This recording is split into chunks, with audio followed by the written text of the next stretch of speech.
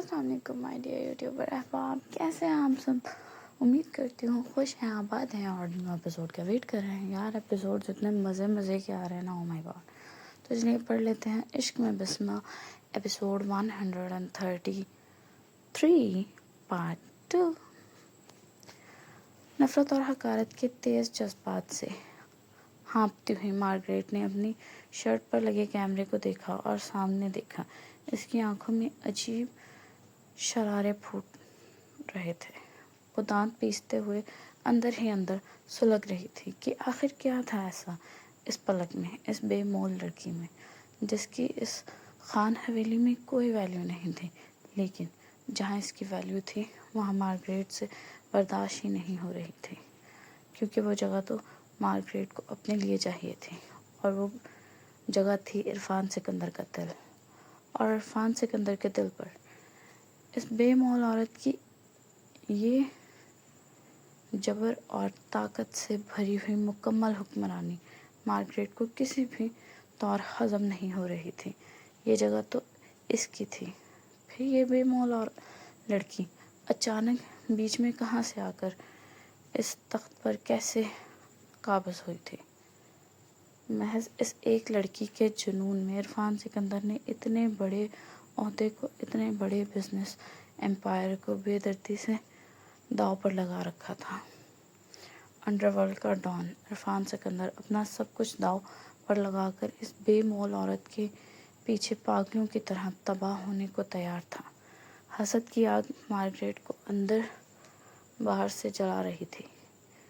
इसका तन बदन खाकस्तर कर रही थी, लेकिन अफसोस कि वो लाचार थी, वो कुछ नहीं कर सकती थी। और वो तो आज इस खान हवेली में फंक्शन में भी सिर्फ और सिर्फ सिकंदर के सख्त तरीन कहने पर मजबूर आई थी, क्योंकि इरफान सिकंदर की प्यासी आँखों को इस कैमरे के ज़रिए लाइव इस बेमोल औरत को दिखाना था। और अब बोझल दिल के साथ वो यही काम कर रही थी जब इसकी नज़रें दरवाजे पर जमे गईं, जहाँ से सामने ज़रमीना का हाथ पकड़े पलक इंतहाई वक़ार और तमकीनत से स्टेज की तरफ आ रही थी। जालिम और जाबिर सरैया खान भी आज पलक को रोक नहीं सकती थी, इसे सबके सामने आने से बाज नहीं रख सकती थी, क्योंकि शेर की तरह गरजते हुए मरजान बुखारी की ये दो टोक पैगाम था कि अगर इसकी इकलौती बहन पलक को पूरे वक़ार और इज़्ज़त से शादी में शरीक ना होने दिया गया तो वो आज ही अपनी बीवी को अकेला आकर ले जाएगा और फिर ये सब शादी वादी कैंसिल समझो। यहाँ वो ज़बरदस्त वजह थी कि इसलिए पलक आज पूरी तैयारी होकर माथे पर झूमर और आँखों में बला का एतमाद सजाए इस शादी में शरीक थी। और दूसरी तरफ मीलों दूर बैठा खूंखार डॉन इरफान सिकंदर सामने कैमरे में बैठा अपनी सांस रोके इस मगरूर मलका को पलकें झपकाए बगैर देख रहा था, जो दुनिया की हर निगाह और सबसे बेनियाज ऐसे शहाना अंदाज में चली आ रही थी जैसे सचमुच किसी रियासत की शहजादी हो, और इस रूप में इसका जलाल के साथ वो लग रही थी ऐसे ही बिल्कुल एक रियासत की शहजादी।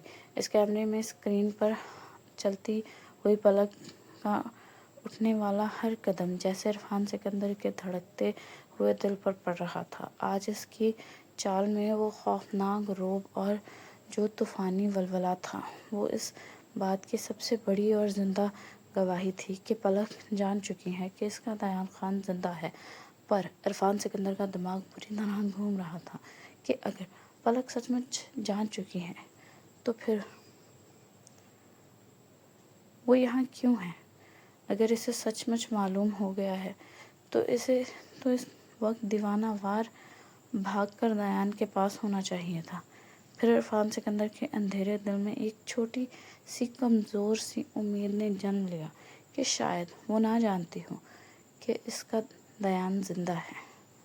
آج رات اس خونخوار خان حویلی میں جیسے پورے چاند کی چاندنی اتری آئی تھی، چاند کی طرح چمکتی زرمینہ اور اپنے حسن اور رونق سے جلوے بکھیرتی پلک حوالہ حوروں کو بھی مات دے رہی تھی۔ سب کے حسن ان کے سامنے ماند پڑ گئے تھے۔ بڑا اعتماد سے دلہن زرمینہ کو لا کر اسٹیج پر بٹھایا گیا۔ اب حویلی اور مہمانوں کی عورتیں باری باری آ کر خوشی کے گیت گاتے ہوئے زرمینہ کو مہندی لگا رہی تھی، لیکن دیکھنے والی آنکھیں صاف دیکھ سکتی تھیں کہ ظاہری مسکراہٹوں اور خوشیوں کی اس مہندی سے زیادہ یہ فنکشن ایک خوفناک سازش گاہ بنا ہوا تھا، جہاں ہر شخص اپنے اپنے دل میں ایک نیا طوفان چھپائے بیٹھا تھا۔ بہت خوبصورت لگ رہی ہوں مسز شاہ۔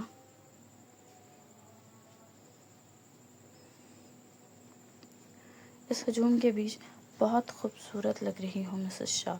زرمینہ کے کان میں لگے ایئر بڈ میں مرجان بخاری کی مخمور اور سحر انگیز آواز گونجی۔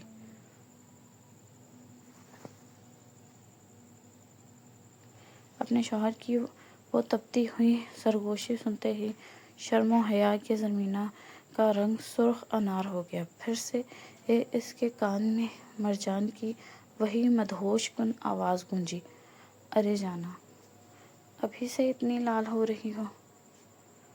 ابھی تو عشق کے امتحان بہت۔ زرمینہ نے بری طرح گھبرا کر جلدی سے آس پاس دیکھا اور پھر سے نظریں جھکا لیں۔ اس کا دل سینے میں پاگلوں کی طرح دھڑک رہا تھا کہ جانے شاہ اسے کہاں سے دیکھ رہا تھا، لیکن اپنے شوہر پر اسے پورا یقین تھا کہ وہ کچھ بھی کر سکتا تھا، وہ ناممکن کو ممکن بنا سکتا تھا۔ دوسری طرف مرجان بخاری بیڈ پر لیٹا زرمینہ کی اس معصومیت پر مسکرائے جا رہا تھا۔ اس نے اپنی بہن پلک کو ویڈیو کال میں لیا تھا تاکہ اس کے فون کے ذریعے اپنی بیوی کو دیکھ سکے۔ زرمینہ کے ایسے چور نظروں سے اسے ڈھونڈنے پر اسے ہنسی آ رہی تھی۔ وہ دل ہی دل میں ہنس رہا تھا کہ یہ پاگل لڑکی سمجھ رہی تھی کہ وہ یہیں حویلی میں کہیں ہوگا۔ مرجان بخاری کی پھر سے گہری اور نشیلی آواز گونجی۔ وہ گنگناتے ہوئے حد درجہ بے باکی سے بولا، جہنم دیکھ لو، مٹ گئی دوریاں، میں یہاں ہوں، یہاں ہوں، یہاں ہوں، یہاں دیکھتی ہو مجھے، دیکھتی ہو کہاں، میں یہاں ہوں، یہاں ہوں، یہاں ہوں، یہاں۔ اپنے گانوں میں اس گیت کا جادو گھلتے ہی زرمینہ نے پھر سے نظریں اٹھائیں کہ شاید وہ سچ مچ کہیں آس پاس ہو، لیکن سامنے وہ کہیں نہیں تھا۔ زری جان، دل میں دیکھو، میں وہاں ہوں، اور بس آج کی رات کی دوری ہے۔ کل آپ میری ان تپتی ہوئی پناہوں میں ہوگی، ایک ایک پل کی دوری کا حساب لوں گا۔ میں ذرا رحم نہیں کھاؤں گا آپ پر، بہت درد دوں گا تاکہ آپ کا دوبارہ کبھی مجھ سے دور نہ جا سکو۔ دن رات اپنی ان بے پناہ شدتوں سے، اپنی اس خطبی دیوانگی سے آپ کا انگ انگ مہکاؤں گا۔ آپ کے روم روم سے میرے نام کی صدا آئے گی، آپ کا انگ انگ توڑوں گا، آپ کی روئیں روئیں میرے جنون کی داستان سنائے گا۔ مرجان کے لہجے کی تپش زرمینہ کے پورے وجود کو جھلسا رہی تھی، اور وہ اپنی حدیں پار کرتا ہوا مزید مچل کر بولا، بس آج کی رات میری جان، کل سے آپ سونے کے لیے ترسو گی، میں سونے نہیں دوں گا۔ میری دیوانگی آپ کے لیے کبھی کم نہیں ہوگی میری جان، ہر لمحے بڑھے گی، اپنے پیار میں پاگل کر دوں گا آپ کی روح میں سما جاؤں گا۔ بولیں کچھ میری جان، ابھی تو آپ کے ہونٹ آزاد ہیں، اپنے ہونٹوں سے قفل تو کل کو لگاؤں گا۔ آج بس آرام کر لیں، کیونکہ پھر یہ آرام آپ کے نصیب میں نہیں رہے گا۔ پھر تو بس اپنے شوق کو سہنا ہوگا آپ کو، دن رات میری جان، بس آج کی رات کی دوری برداشت کرنی ہے، جو میرے لیے بہت مشکل ہو رہی ہے۔ مرجان بخاری کے اس حد درجہ بے باک، ننگے اور تپتے ہوئے جنون کو سن کر زرمینہ کا چہرہ اب ایسے سرخ ہوا جیسے ابھی خون چھلکانے لگے گا۔ وہ شرم اور سنسنی کے مارے اپنے ہونٹوں کو دانتوں تلے کاٹنے لگی۔ زرمینہ کے اپنے ہی لبوں پر یہ ظلم کرنا تھا کہ دوسری طرف کیمرے میں دیکھتا ہوا مرجان بخاری کی غصے میں ڈوبی اور تپتی ہوئی آواز گونجی، مسز شاہ، یہ ہونٹ میری امانت ہے، ان پر ظلم میں ہی کروں گا، آپ کو اجازت نہیں اس کی، چھوڑیں انہیں۔ اپنے شاہ کی یہ جابرانہ دھمکی سن کر زرمینہ نے گھبرا کر پھر سے آس پاس دیکھا اور شرم کے مارے فوراً اپنے کان سے ایئر بڈ نکال دیا۔ اس کی اس معصوم گھبراہٹ پر مرجان مسکراتا ہوا بیڈ سے ٹیک لگا کر آنکھیں بند کر گیا اور کل رات کے اس طوفانی ملاپ کے تصور میں کھو گیا۔ پریشے کے اس لرزہ خیز انکشاف پر جہاں روحان کی آنکھوں میں خون اترا تھا، وہیں اپنی بیوی کو یوں پاگلوں کی طرح کانپتا دیکھ کر اس کا دل پگھل گیا۔ روحان بخاری نے اپنی بیوی کا چہرہ انتہائی نرمی سے اپنے ہاتھوں کے پیالوں میں لیا اور اس کا خوف دور کرنے کے لیے حد درجہ تسلی بخش اور جاندار لہجے میں بولا، ریلیکس ہو جاؤ پری، میں ہوں آپ کے ساتھ، کسی کی ہوا بھی آپ کو نہیں چھو سکتی۔ میری جان، سنبھالو خود کو اور بتاؤ مجھے کون ہے؟ چلو میرے ساتھ۔ اپنے شوہر کی اس گرجدار آواز پر بھی پریشے کا خوف کم نہیں ہو رہا، بلکہ اس نے حویلی میں اس درندے کی موجودگی کے ڈر سے تڑپ کر روحان کس کر اپنے گرد پکڑ لیا۔ نہیں شاہ، پلیز نہیں، میں نہیں جاؤں گی۔ وہ اس کے سینے سے لگ کر بری طرح رو رہی تھی کہ وہ نیچے اس درندے کے سامنے نہیں جائے گی۔ اس سے پہلے کہ روحان اپنی خوفزدہ بیوی کو کوئی جواب دیتا کہ اچانک اس کے موبائل پر مرجان کی کال آ گئی۔ روحان نے جلدی سے فون اٹھا کر کان سے لگایا تو دوسری طرف سے مرجان بخاری کی جلدی میں ڈوبی آواز آئی، ہیلو بھائی، کب تک نکلنے کا ارادہ ہے؟ روحان بخاری نے اپنے سینے سے لگی لرزتی ہوئی پریشے کو دیکھا اور پھر اپنے غصے کو دباتے ہوئے بولا، بہت سنجیدگی سے بولا، مرجان، یہاں تھوڑا سا مسئلہ ہے، مجھے وہ نپٹانا ہے۔ مرجان بخاری ایک دم الرٹ ہوا، کیا مسئلہ ہے بھائی، مجھے بتائیں، روحان نے دو ٹوک انداز میں کہا۔ نہیں مرجان، تمہاری شادی ہے، کل تم اس مسئلے میں نہیں پڑو گے۔